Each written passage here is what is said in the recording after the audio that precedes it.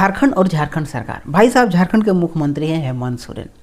बात ऐसा है कि पिछले चुनाव में मुख्यमंत्री साहब ने उत्पाद सिपाही का बहाली निकाला। उत्पाद सिपाही का बहाली निकला, लोगों से 500 रुपया लिया गया, बहाली भरवाया गया।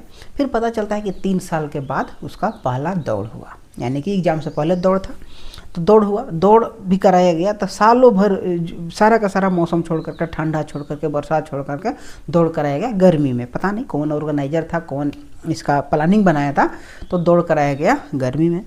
तो दौड़ के समय सारे के सारे लोग जा करके दौड़ना मतलब शुरू किए। तो उस दौड़ के दौरान 11 अभ्यर्थियों की मौत हो गई।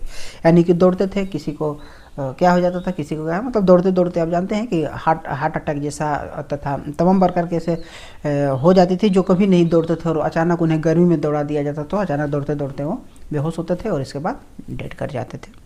तो 11 अभ्यर्थियों का जान ले लिया गया ये बहाली के द्वारा। अब ये गलती किसकी है, आप अपने माध्यम से इसे सोच सकते हैं।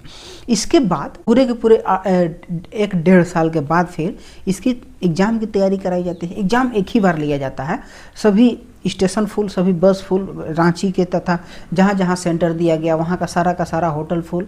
और यहाँ तक कि लोगों को स्टेशन पर सोना पड़ा, किसी को रोड के किनारे सोना पड़ा, किसी को पार्क में सोना पड़ा, जहाँ जिसे जगह मिल रहा है वहाँ पर वे लोग सोए। इसके अलावा पता चलता है कि एग्ज़ाम दे करके जैसे ही बच्चे निकले, क्वेश्चन पेपर लीक हो गया। यानी कि एग्ज़ाम से पहले ही एक जगह ऐसा था जो कि खंडहर जैसा, मतलब खंडहर नहीं, नया बिल्डिंग बन रहा था और बहुत लंबा चौड़ा था। वहाँ पर 160 लोगों को ले जा करके क्वेश्चन रटाया जाता था। क्वेश्चन पेपर पहले ही दे दिया गया था और उन्हें रटाया जा रहा था। इसके अलावा 5 ऐसे लोग थे जो कि इस काम को करा रहे थे और 160 अभ्यर्थी तथा 5 लोग ऐसे जो कि सेटर के रूप में काम कर रहे थे, उन्हें गिरफ्तार किया गया। और जब इतना पेपर लीक होने का मामला जब सामने आए, इसके बावजूद भी सरकार बोलती है कि हम ये बहाली रद्द नहीं करेंगे। क्यों? क्योंकि सरकार को पता है कि 583 पोस्ट है और यही 583 पोस्ट को वे लोग पहले ही सेट कर चुके हैं। जितने भी बड़े बड़े पदाधिकारी हैं, सरकार के लोग हैं, उन लोगों के द्वारा पहले ही वैकेंसी को सेट कर दिया गया है। यानी कि कोई 100 ले लिया है, कोई 50 ले लिया है, और जितना जो भी अधिकारी जिसके अंडर जो भी है वो अपना नौकरी बेच रहा है। तो ये हाल आज हो चुकी है झारखंड की।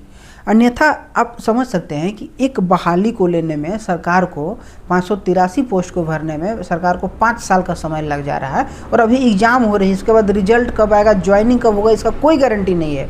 और हम तो यही मान के चल रहे हैं कि जितने भी वैकेंसियाँ हैं, जितने भी पोस्ट है, सारा का सारा बुक हो चुका है और उसको एग्ज़ाम से कोई लेना देना नहीं। एग्ज़ाम बस फॉर्मेलिटी के लिए लिया जा रहा है कि ताकि लोग देखें कि हाँ, इसका एग्ज़ाम भी लिया गया था।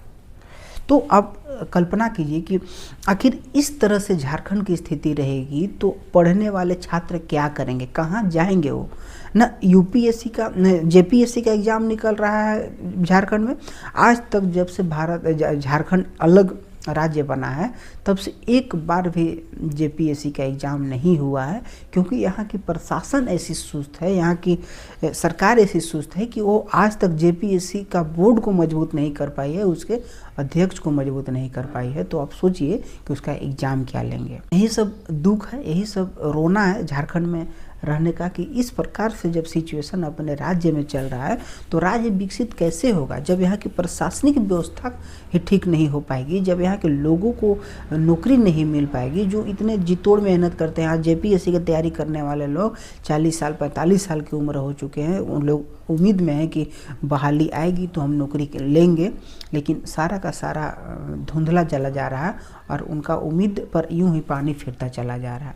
तो ठीक है दोस्तों, आज के लिए इतना ही। और आगे आने वाले वीडियो को देखने के लिए आप हमारे चैनल को और सब्सक्राइब करें। तब तक के लिए चलते हैं। जय हिंद, जय भारत, भारत माता की जय।